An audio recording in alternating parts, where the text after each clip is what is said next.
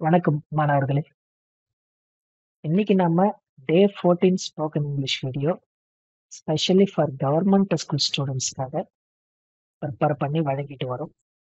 அதில் alignment video சீரீஸில் 2வது வீடியோ இப்போ நம்ம பார்க்க போகிறோம். இந்த அலைன்மெண்ட் வீடியோலாம் எதுக்கு சார் அப்படின்னா, ஏற்கனவே நம்ம 80% நிகழ்காலம், கடந்த காலம், எதிர்காலத்தில் எப்படியெல்லாம் பேசலாம், நாம் எப்படி பேசலாம், அடுத்தவங்க எப்படி பேசலாம், இது போல 10 சப்ஜெக்ட்ஸை பயன்படுத்தி ப்ராக்டிஸ் பண்ணி முடிச்சிருக்கோம். அதை ஒரு கோர்வையா அலைன்மெண்ட்டோட பேசுறதுக்கு தான் இந்த அலைன்மெண்ட் வீடியோ சீரீஸ். அதில் இன்னைக்கு 2வது நாள். இன்னைக்கு நம்ம பார்க்க போறது சபார்டினேட் கன்ஜெக்ஷனை பத்தி. கன்ஜெக்ஷன் அப்படின்னா இணைப்பு சொல்லுன்னு போன வீடியோவிலே நான் சொல்லியிருந்தேன். இதுல சபார்டினேட்டிங் கன்ஜெக்ஷன் அப்படின்னா என்ன சார் அப்படின்னா, subordinate conjunctions are actually used to connect dependent class into main class or subordinate class with the main class. That's all, very simple. ஒரு துணை வாக்கியத்தையும் முழு வாக்கியத்தையும் இணைத்து பேச இது பயன்படும்.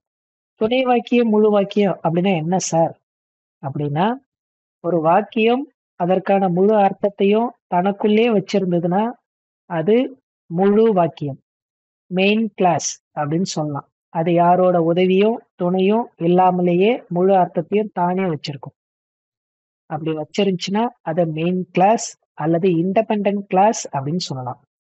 ஒரு வாக்கியம் தனக்கான அர்த்தம் முழுமை பெறாமல் இன்னொரு வாக்கியத்தினுடைய உதவியை நாடினால், இன்னொரு வாக்கியம் அதுக்கு தேவைப்பட்டுச்சுன்னா, அதையெல்லாம் நாம் துணை வாக்கியம் அல்லது சார்ந்திருக்கும் வாக்கியம் அல்லது டிபெண்டன்ட் கிளாஸ் அல்லது சபார்டினேட் கிளாஸ் அப்படின்னு சொல்றோம். இதெல்லாம் சின்ன சின்ன கிராமர்ஸ் தான். அதுக்குள்ள போய் பெருசா நம்ம எக்ஸ்பெரிமெண்ட் பண்ணுமா சார் அப்படின்னா அதெல்லாம் வேணாம். இப்ப ஒரு சின்ன உதாரணம் சொல்றேன் பாருங்க. நீங்க நல்லா பிராக்டிஸ் பண்ணா நீங்க நல்லா இங்கிலீஷ் பேசுவீங்க. இப்ப இந்த 2 வாக்கியம் சொல்லியிருக்கேன் பாருங்க. நீங்க நல்லா பிராக்டிஸ் பண்ணீங்கன்னா என்னவா ஆவீங்க? நீங்க நல்லா இங்கிலீஷ் பேசுவீங்க. இப்ப நீங்க நல்லா இங்கிலீஷ் பேசுவீங்க அப்படின்றது முழு அர்த்தத்தையும் அந்த வாக்கியமே வச்சிருக்கு. நீங்க நல்லா இங்கிலீஷ் பேசுவீங்க, முடிஞ்சு போச்சு இல்லையா? ஆனா அதுக்கு முன்னாடி சொன்னதை கவனிச்சு பாருங்க. நீங்க நல்லா பிராக்டிஸ் பண்ணீங்கன்னா, இந்த வாக்கியத்தை கவனிச்சு பாருங்க. நீங்க நல்லா பிராக்டிஸ் பண்ணீங்கன்னா அதோட முடியுது இல்லையா? நீங்க நல்லா பிராக்டிஸ் பண்ணீங்கன்னா என்ன ஆவீங்க? நீங்க என்னவா ஆவீங்கன்றதை தெரிஞ்சுக்கிறதுக்கு இன்னொரு வாக்கியம் தேவைப்படுது. அப்ப நீங்க நல்லா பிராக்டிஸ் பண்ணீங்கன்னா அப்படின்ற இந்த வாக்கியம் தான் டிபெண்டன்ட் கிளாஸ், துணை வாக்கியம் அல்லது சபார்டினேட் கிளாஸ் அப்படின்னு சொல்றோம். நீங்க நல்லா இங்கிலீஷ் பேசுவீங்க, இது முழு அர்த்தத்தையும் தனக்குள்ளே கொண்டிருக்கிறதுனால இதை மெயின் கிளாஸ், இண்டிபெண்டன்ட் கிளாஸ் அப்படின்னு சொல்றோம். இண்டிபெண்டன்ஸ் டேன்னு என்னன்னு சொல்றோம்? சுதந்திர தினம் சொல்றோம் இல்லையா? அப்ப இண்டிபெண்டன்ட் கிளாஸ்னா தனக்கான முழு அர்த்தத்தையும் தனக்கான முழு விஷயத்தையும் தானே சுதந்திரமா வச்சிருக்கோம். அப்ப மெயின் கிளாஸ், இண்டிபெண்டன்ட் கிளாஸ் அதெல்லாம் ஒண்ணு. சபார்டினேட் கிளாஸ், டிபெண்டன்ட் கிளாஸ் இதெல்லாம் ஒண்ணு. டிபெண்ட்னா அடுத்தவங்களை டிபெண்ட் பண்ணியிருக்கோம், அவ்வளவுதான். சரிங்களா? அப்ப இந்த மாதிரியான வாக்கியங்களை நம்ம பேசுகின்ற பொழுது இப்ப நீங்க ஸ்கிரீன்ல பாக்குற கன்ஜெக்ஷன்ஸ், கனெக்டர்ஸ், இணைப்பு சொற்கள் எல்லாம் பயன்படுத்தலாம். என்னென்ன பாக்குறீங்க சொல்லுங்க? ஆஃப்டர், அல்தோ, தோ, even though, as, because, before, if, unless, until, when, whenever, while. இது போன்ற இணைப்பு சொற்கள் எல்லாம் நான் முன்னாடி எக்ஸ்பிளைன் பண்ணேன் இல்லையா? ஒரு துணை வாக்கியம், ஒரு முழு வாக்கியம் வருகின்ற இடங்கள், இந்த மாதிரியான இடங்கள்ல இந்த மாதிரியான இணைப்பு சொற்களை நம்ம பயன்படுத்தணும். ரொம்ப போட்டு குழப்பிக்க வேணாம். ரொம்ப சிம்பிளான உதாரணங்களோட இந்த வீடியோவில் உங்களுக்கு ஒவ்வொன்றுத்துக்கும் ஒரு எடுத்துக்காட்டோட விளக்குறேன். வாங்க வீடியோக்குள்ள போகலாம்.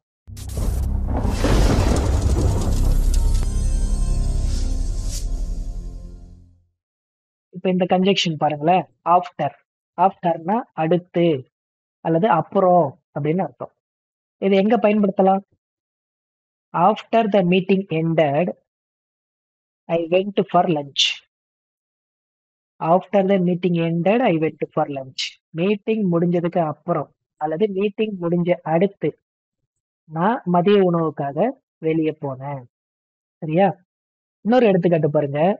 After I spoke English all were clapped. After I spoke English all were clapped. நான் ஆங்கிலம் பேசினதுக்கு அப்புறம் எல்லாரும் கைத்தட்டினார்கள். புரியுதா? ஆஃப்டர் மேக்சிமம் சென்டென்ஸோட பிகினிங்ல வச்சு யூஸ் பண்ணலாம். அதுவும் துணை வாக்கியத்தை கூட வச்சு யூஸ் பண்ணலாம். அவ்வளவுதான். ஏன்னா ஆஃப்டர் ஐ ஸ்போக் இங்கிலீஷ், நான் ஆங்கிலம் பேசியதற்கு அப்புறம் அப்புறம் என்னாச்சு அப்படின்றது அடுத்த சென்டென்ஸை படிச்சதான் தெரியும். ஆல் வேர் கிளாப்டு, எல்லோரும் கைத்தட்டினார்கள். அப்ப அந்த முதல்ல இருக்கிற sentence dependent class, subordinate clause. அந்த கிளாஸ் கூட தான் கன்ஜெக்ஷனை பயன்படுத்தணும். சரியா? சிம்பிளா புரிஞ்சுக்கங்க. அடுத்து பாருங்க. இந்த கன்ஜெக்ஷன்ஸ் எல்லாம் ஆல்மோஸ்ட் ஒரே மீனிங்ல தான் வரும். தோ, அல்தோ, ஈவன் தோ, இதுக்கெல்லாம் என்ன மீனிங் சார் அப்படின்னா, இருந்த போதும், இருப்பினும் அப்படின்ற அர்த்தம். இப்ப ஒருத்தர் லேட்டா வரான். லேட்டா வந்திருப்பினும் நான் அவனை திட்டல. எப்படி சொல்லலாம்? ஏதாவது ஒண்ணு எடுத்து சொல்றேன் பாருங்க. தோ he came late, I did not scold him. Though he came late, I did not scold him. அல்லது இப்படி கூட சொல்லலாம். Although he came late, I did not scold him. Even though the students came late, the teacher did not scold them. அவ்வளவுதான். இப்படி சிம்பிளா எடுத்துக்க வேண்டியதுதான். மாணவர்கள் லேட்டா வந்திருப்பினும் ஆசிரியர் அவர்களை திட்டவில்லை அப்படின்னு அர்த்தம். அதே போலதான் மேல சொன்ன 3 வாக்கியத்துக்கும். அடுத்து ஆஸ். ஆஸ் சோ எல்லாம் ஆல்மோஸ்ட் ரிலேட்டட் மீனிங் தான். அதனால், இருப்பதனால் அப்படின்ற அர்த்தம். இப்ப பாருங்க. as she was tired, she slept early. as she was tired, she slept early.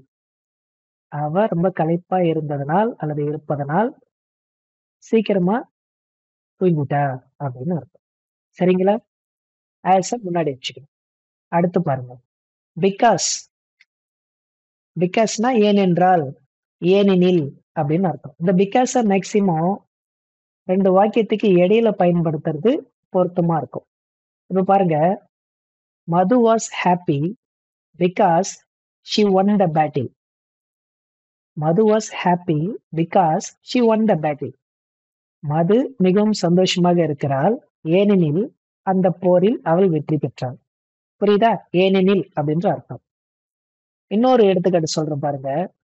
we missed the bus because we went late. we missed the bus because we went late. நாங்க பஸ்ஸை விட்டுட்டோம், தவற விட்டுட்டோம், ஏனெனில் நாங்க லேட்டா போனோம். சரியா? புரிஞ்சுக்கிட்டா போதும். நாம பேசுகின்ற வாக்கியங்களோட இணைச்சு பேசுறதுக்கான வார்த்தைகள் தான் இது. புரிஞ்சுக்கிட்டா போதும். அடுத்து பாருங்க. இஃப். இஃப்க்கு என்ன மீனிங்னா இப்பொழுது அல்லது இப்ப அப்படின்னு சொல்றோம்ல, அதான். இப்ப பாருங்க. If you study well you will pass. If you practise well you can speak well. நீ நல்லா படிச்சுனா நீ பாஸ் ஆவ. நீ நல்லா பிராக்டிஸ் பண்ணினா நீ நல்லா பேசுவ. அவ்வளவுதான். அப்ப இந்த மாதிரியான இடத்துல இஃப் பயன்படுத்தணும். இஃப் பயன்படுத்துறதுக்குன்னே ஒரு 3 விதமான டைப்ஸ் இஃப் கிளாஸஸ் இருக்கு. அதெல்லாம் வேற ஒரு கிராமர் வீடியோல பார்க்கலாம். இப்போதைக்கு இஃப் எங்க பயன்படுத்தலாம் அப்படின்னு மட்டும் தெரிஞ்சு வச்சுங்க. இப்பொழுது, இப்ப அந்த மீனிங்ல சொல்லணும். இப்ப நீங்க நல்லா கவனிச்சீங்கன்னா உங்களுக்கு புரியும். எப்படி சொல்லலாம்? If you listen well, if you listen well you will understand. நீ நல்லா கவனிச்சுன்னா உனக்கு புரியும் அப்படின்ற அர்த்தம். அடுத்து பாருங்க. அன்லெஸ். அன்லெஸ்னா இல்லை என்றால் அப்படின்ற அர்த்தம். இந்த அன்லெஸ்ஸும் நம்ம சென்டென்ஸோட முதல்ல தான் மேக்சிமம் பயன்படுத்தும். இப்ப பாருங்க. நீங்க நல்லா பிராக்டிஸ் பண்ணவில்லை என்றால், இல்லை என்றால் உங்களால நல்லா பேச முடியாது. மேக்சிமம் அந்த நெகட்டிவ் சம்பந்தமான விஷயங்களுக்கு அன்லெஸ் பயன்படுத்தலாம். Unless you practise well you won't speak well. Unless you practise well you won't speak well. won'tனா will notன்னு அர்த்தம். நீ நல்லா பிராக்டிஸ் பண்ணவில்லை என்றால் உன்னால் பேச முடியாது. சரியா? Unless you study well you will not pass the exam. Unless you study well you will not pass the exam. நீ நல்லா படிக்கவில்லை என்றால் தேர்வில் உன்னால் தேர்ச்சி பெற முடியாது. இது போன்ற விஷயங்களை நம்ம சொல்ல அன்லெஸ்ஸ பயன்படுத்தலாம். அடுத்து அன்டில். அன்டில்னா அதுவரை அப்படின்னு அர்த்தம்.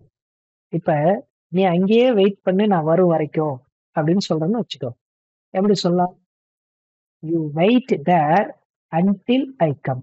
You wait there until I come. நான் வரும் வரைக்கும், அது வரைக்கும் யூ வெயிட் தேர். புரியுதா? இப்ப சூரியன் மறையும் வரை நாங்க பீச்லயே இருந்தோம். எப்படி சொல்லலாம்? We waited at the beach until the sunset. புரியுதா? We waited at the beach until the sunset. சூரியன் மறையிற வரைக்கும், அது வரைக்கும் நாங்க பீச்லயே இருந்தோம். அவ்வளவுதான். அடுத்து அடுத்து இந்த whenever பெரும்பாலும் ஒரு மீனிங் தான். whenனா எப்பொழுது, wheneverனா எப்பொழுதும் அப்படின்னு அர்த்தம். இப்ப இப்ப அந்த செய்தியை கேட்டவுடன் அவள் மகிழ்ந்தாள். இது எப்படி சொல்லலாம்? She was happy when she heard the news. She was happy when she heard the news. அவள் அந்த செய்தியை கேட்டவுடன் அல்லது கேட்ட அப்பொழுது அவள் மகிழ்ந்தாள் அப்படின்னு அர்த்தம். இப்ப அவர் வருகின்ற பொழுது நான் புத்தகம் படித்துக் கொண்டிருந்தேன். எப்படி சொல்லலாம்? I was reading book when he came. I was reading book when he came. அவர் வரும்பொழுது நான் புத்தகம் படித்துக் கொண்டிருந்தேன். புரியுதா? அடுத்து இதுவும் whenever போலதான். ஆனா கொஞ்சம் வித்தியாசம். இது பாருங்க while. whileனா அவ்வேளையில். I was playing cricket while the rain came. I was playing cricket while the rain came. நான் கிரிக்கெட் விளையாடி கொண்டிருந்த பொழுது அவ்வேளையில் மழை வந்தது. புரியுதா? இன்னொரு உதாரணம் பாருங்க. He forgot all while the rainbow came. He forgot all while the rainbow came. வானவில் வந்ததும் அவன் அனைத்தையும் மறந்தான். புரியுதா? அவ்வளவுதான் மாணவர்களே.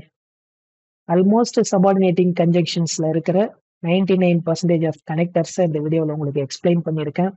இது எல்லாத்தையும் ஞாபகம் வச்சுக்கணுமா சார் அப்படின்னா தேவையில்லை. நாம பேசுகின்ற பொழுது எதெல்லாம் அடிக்கடி தேவைப்படுகிறதோ அந்த மாதிரியான வார்த்தைகளை ஞாபகம் வைத்துக்கொண்டு அதை பயன்படுத்தினாலே தேவையான அளவுக்கு திறம்பட நம்மால் பேச முடியும். சரிங்களா?